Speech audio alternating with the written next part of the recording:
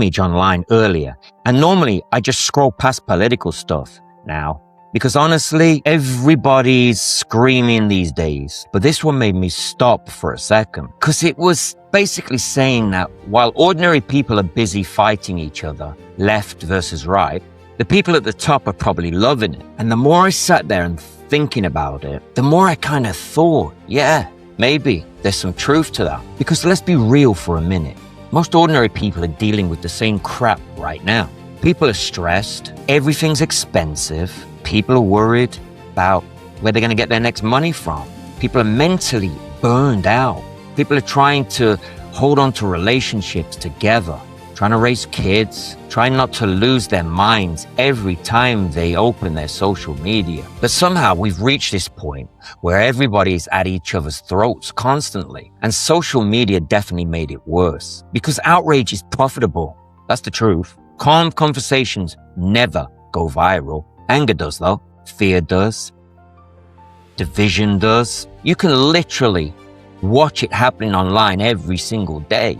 You see somebody's post, somebody's reasonable, and nobody gives a shit. But somebody's screaming, the other side is destroying the country, millions of views, instantly. And then everybody's jumping on the same bandwagon, comments ready for war.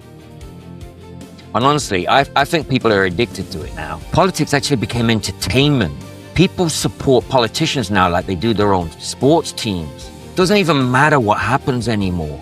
People already picked a side and that's it. And the weird thing is, most people in real life aren't even that extreme.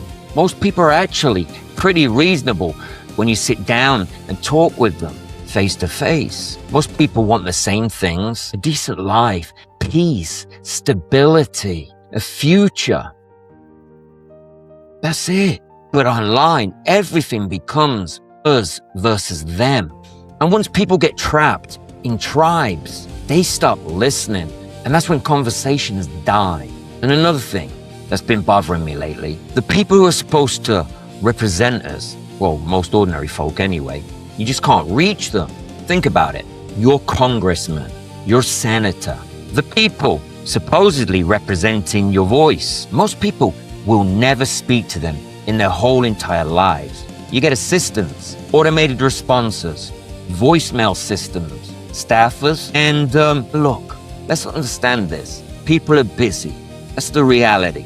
But at some point, you start asking yourself, what's the point of representation if ordinary people can never actually reach the representatives? And let's be honest, a lot of politicians seem way more available to the lobbyists than they do to normal people because lobbyists fund campaigns. Lobbyists help keep careers alive. That's reality of politics, whether people like hearing it or not. And I think that's the part why trust is collapsing. People feel unheard. People feel disconnected from leadership because most people in power don't even live normal lives anymore. Most career politicians, most billionaires, most giant corporations, they don't live like we ordinary people do. They're not worrying about grocery prices. They're not worrying about stressing over rent.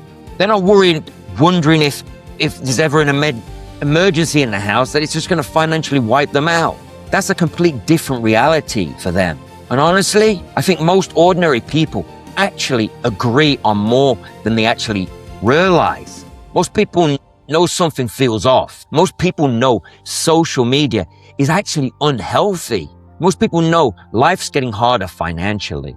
And most people know corruption exists and it's rampant. Most people know the system feels disconnected from regular life right now. But the second labels get involved, the war starts all over again. And suddenly, two people who probably agree on most things become enemies over politics. That is crazy when you think about it. Maybe I'm wrong. Maybe I'm just overthinking the whole thing. But lately, it really does feel like ordinary people are constantly being pulled apart from each other emotionally. And maybe the real power move nowadays is refusing to blindly hate everybody you disagree with. Because let's face it, at the end of the day, most ordinary people are just trying to survive life without completely losing themselves in the process. Anyway, if you like what I say, and follow, subscribe, It helps me build this community. Write in the comments. Give me some ideas moving forward. We've got more guests coming on soon. And stay strong, stay humble, my friends. God bless.